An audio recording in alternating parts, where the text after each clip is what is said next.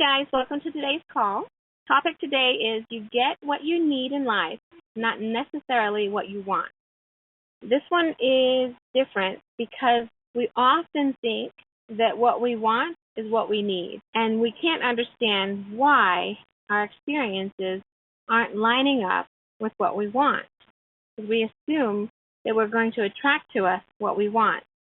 Now we have several levels of personal manifestation abilities. Imagine an hourglass shape with a circle in the middle of the hourglass. Along the bottom of the hourglass is the entrance to each of your timelines. The flat base, no matter where you move along that base, you're in one of your timelines. And as you follow that timeline, it all leads to that singular middle point. This is not manifestation. This is the state of being where you are moving towards destiny, you're moving towards your fate.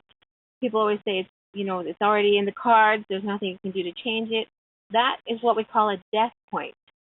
Now, the death point does not always mean physical death. It can. Some people don't ever reach that death point until their actual physical death.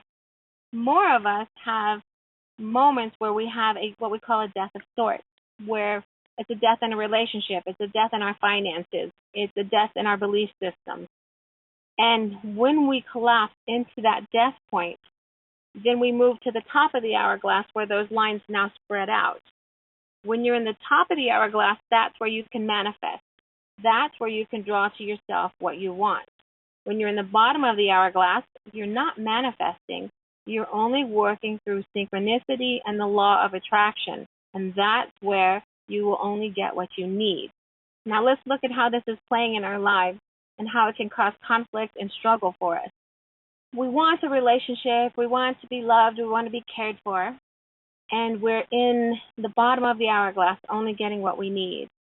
We have blocks in our system to, let's go with hair color. What if the color gray is something that you were told was unattractive? Or what if balding has been told to you that this is unattractive? And you have the perfect mate in your life who has gray hair or is balding, but because in your system, and you're holding in your form, that these things are not okay, it will be really hard for you to attract that person to your life because you're holding them at a distance. Now, sometimes the other person will be strong enough that they'll come into your life anyway, but you still can push them off because, oh, that's not what I'm expecting. That's not what I'm looking for. That's not what I want. So you're attracting what you need. The perfect person could have this issue that you're against. You've attracted them because you're attracting what you need, but it doesn't look like what you want, so you're pushing it off. If you're in your greater will, you will accept a relationship and move past the belief system, if you can.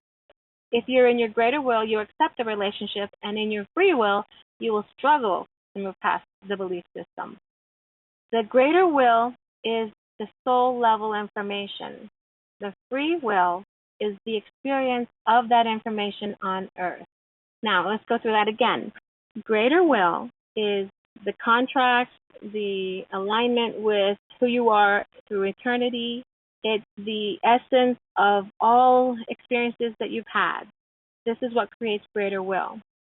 And again, free will is more like, oh, I like the color purple. I want to eat a jelly bean instead of a starburst. That is what free will was designed for. Now, in reality, most of us are using our free will to override our greater will. Because of this, we now need lessons. If we're in our greater will synchronicity, there is no need for a life lesson. I know this is a challenge to accept this concept, but just slow down and think about it for a second. When everything is going well, and everything is synchronized, and everything is in the perfection of you, why would you need a lesson? Some people may say, well, you don't have no challenge. Well, guess what? If you have a challenge, it's because you've attracted a challenge and you want the experience of a challenge. You're still not in need of a life lesson. That's not the same thing. So here we are. We have somebody holding this belief system. Gray or balding is a negative aspect of a human being. That's a free will choice. That is not a greater will choice. That is, how am I going to choose in the human existence? Why would somebody take on a belief system that blocks what they want and requires them to get what they need? Because here's why you get what you need. You are holding something at a free will level that is interfering with your greater will, and your lesson is to teach you to let go of that block, that issue, that self-destruction. You are going to get what you need, and this is what you're attracting to your life. Is this making sense so far? Yes. Perfectly. Yes. It's a big concept, but when you really start looking at the big world that you're in, you can start to see it over and over and over how it plays out. So I go to work in the morning and I'm having a bad day.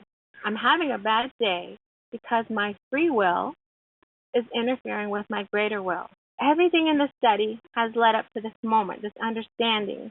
My free will is my belief system. It's my choice. That is not who I am. That's something I've created to experience life here in this physical form. I am something different than that. When I'm the full expression of myself, I don't have to have a bad day. I can do it for the entertainment value, but that's not the same thing as free will overriding greater will. So I wake up, I'm having a bad day, I have to go to work. Now, again, I can just go back to my greater will. I wake up, everything I do in every moment is about me. If I'm going to work, it's a choice that I've made. It meets my need or I wouldn't be doing it. Right there. Okay, let's talk about that for a moment. Everyone who is doing anything at any moment in their existence is doing it because they want to. Sit with that for a second. Everything that you're doing because you want to do it. And somebody will say, well, I don't want to struggle. Somebody will say, well, I don't want to have conflict. But we talked about you're going to attract what you need and not what you want. Because you are holding a belief system, you've created need. If you were in synchronicity and in your greater will and in the truth of yourself in every moment, you wouldn't be experiencing this moment this way. There's another piece of this. All experiences are happening simultaneously. Now let's go back to that hourglass, that line across the bottom. You can go to any of those timelines, any of those experiences at any moment. You don't have to pull the experience into your current timeline. You just change and you jump to the other timeline. It's that easy. You have to have a certain level of free flow energy in order to jump readily, but it is absolutely possible. The only way to have that kind of control in your environment, which is the inside of you, in connection to your external environment, is open flow that we've been talking about the entire study. Without the open flow, you cannot control anything in the bottom half of that hourglass. It is happening to you because you have a need that you are drawing to you. Law of attraction. You have law of attraction because you are using free will over greater will to create your environment. Now, as we open up energy and it flows into us again, then we can actually negate the need for life lessons. Now, how do we do that? We've talked about this as well. Something is happening to us. We stop. We realize, oh no, this is not the experience I want to happen. So I'm going to let go of the control in the area of any negative aspect of myself that I'm holding on to. If I instantaneously let go of everything that attaches me to this need, the need evaporates. Sounds crazy, but it happens.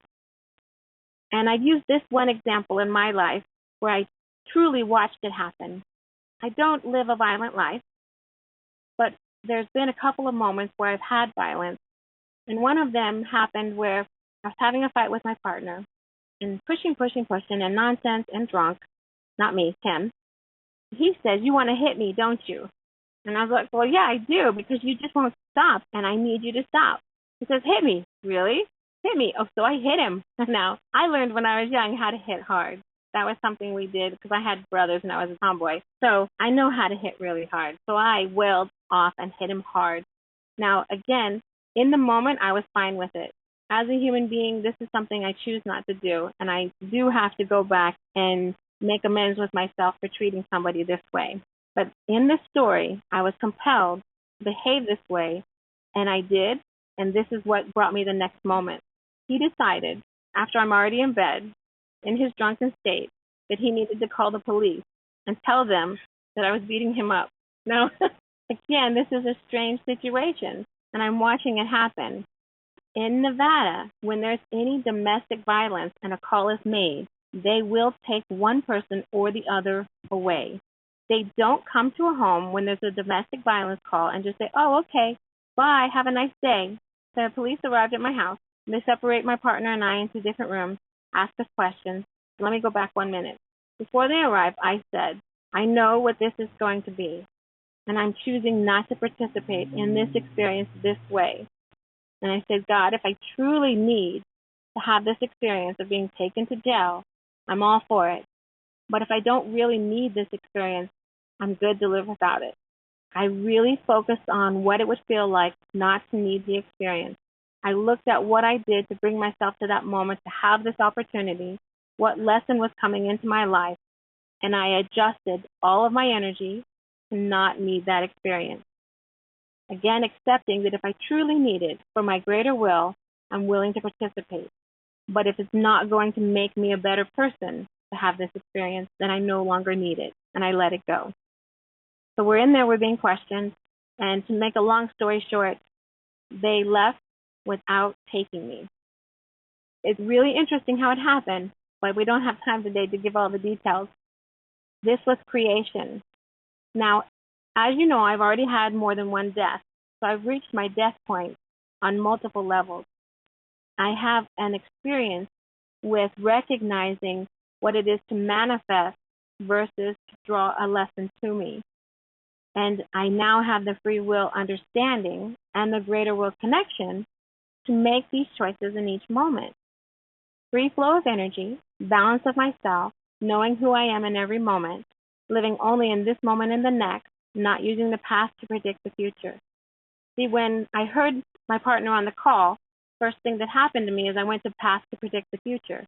Okay, I could have stopped right there, and most likely I would have had the experience of I picked the past, which is this is what I know to be true about the laws in Nevada. This is what I know to be true from talking to other people. Therefore, this is what's going to be true for me. I could have done that, but I know better. I don't have to live that experience that way. I am in complete control of everything that happens to me in every moment. As we move forward with this concept, you get what you need in life, not necessarily what you want. We also have to look at what drives our want. Say a person says, I want $100,000 this year in my bank account, and I want to not have to use that for my living. I want to make enough money that I can have this luxury life and still put an extra $100,000 in my bank account. That's what I want. Now, why do I want that? I'm overworked. I'm tired of working. I want a break. I've been living in a poverty area, and it's just not feeling well. I'm planning for retirement, and I can't see how I'm going to have an easy retirement. So if I had this, that would be my solution. That's what I want. We're not going to get what we want. We're going to get what we need. This is why, again, I'm in the lower half of this hourglass. The law of attraction will bring me what I need. I wanted this money because I'm overworked. Well, the law of attraction is not going to bring me the money. It's going to bring me solutions to help me see the issue of being overworked. That's how it works. It doesn't bring you what you want. It brings you what you need. Your want is driven by a need that you may not understand. So when you have a want that's not being met, look at what is driving it. Today I woke up with a huge pile of work, and I said to myself, okay, I don't want to experience it as a huge pile of work. I'm okay with it not feeling like a huge pile of work. Immediately I feel the root chakra open and spread out the front of the hip. I feel the groin area change. Again, we have open flow. Great. Part of my issue started because I didn't have open flow. I slept heavy. I slept short. I was slightly interested to see if I would be overtired today. Well, I really don't like that idea. I chose, again, to create my reality instead of using the past to predict my future. I do not have to be overtired today. I can move at a pace that meets the level of energy that I have. As soon as I did that, my plans for the day shifted in a way that certain work that I'd planned to do later was now suddenly appealing to me. My whole day just kind of went like a lotus flower opening up. It just felt wonderful to see my life and my day in a way that was going to support me instead of being driven by what I thought needed to get done. I get what I need. I can create what I want after I've reached a death point. When it comes to a death point, it doesn't have to be a physical death, reminding you that again, and it doesn't have to be all death points. Because if you imagine that hourglass, the bottom leads to that death point. But if you turn, you have another point of view. So every fraction of degree of turn gives us multiple death points that we have to reach in our lifetime before we can begin to manifest. So I may have, as a child, experienced the death point regarding money and therefore have no problems manifesting money. I may have, as a child, experienced the death point of a relationship and therefore I have no adult issue relationship. A death point is not just one point in your life. There's thousands and thousands of death points. The death point is what shifts you from living in free will over greater will. It's the moment that you truly understand and embody and acknowledge inside of yourself that you have this responsibility to you and to nothing else. That's kind of important. Let's sit with that for a second. The death point is what creates the lock-in of energy that will not change, that will support you. Think of it like this, like a stent. I have a stent in my left LAD. That stent allows flow even if my body wants to close it. Okay, so even if my body's acting in a way that would close off the blood flow to my heart, the stent will keep it from happening. A death point is just like that. It's like an opening that is held. The energy will open flow, and you will no longer close it. Even in a moment of fear, if you want to, that energy will stay open flow. Now, this is how it all starts to fit together. You have these multiple death points in your life. You have open flow in certain areas and closed flow in others as you go into fight or flight. This is how we keep getting better and better at what we're doing, at what we're trying to accomplish, at being ourselves in every moment, because there's enough open flow that we have fuel. When we close flow, we don't have fuel. This is super obvious. In today's reality, we close parts of the second chakra off and we have low self-esteem. And people say, no matter what I do, I still have this feeling of low self-esteem. The problem isn't their self-esteem. The problem is the fuel to the second chakra. When they get the fuel to the second chakra, suddenly they have no self-esteem issues. In a moment, they will be perfectly fine, open flow energy. And then they'll go into fight or flight, and something will collapse into the body. It will close off the energy at one point that relates to the flow of energy to self-esteem. And they will suddenly feel that moment again, like they did before, that I'm not worthy, I'm not good enough, I can't do this, nobody will accept me. All they have to do in that moment, stop, recognize that this is not them. That's not the truth of any one of us. I don't have enough fuel in my second chakra. I'm going to open the flow to the fuel in my second chakra before I do anything else.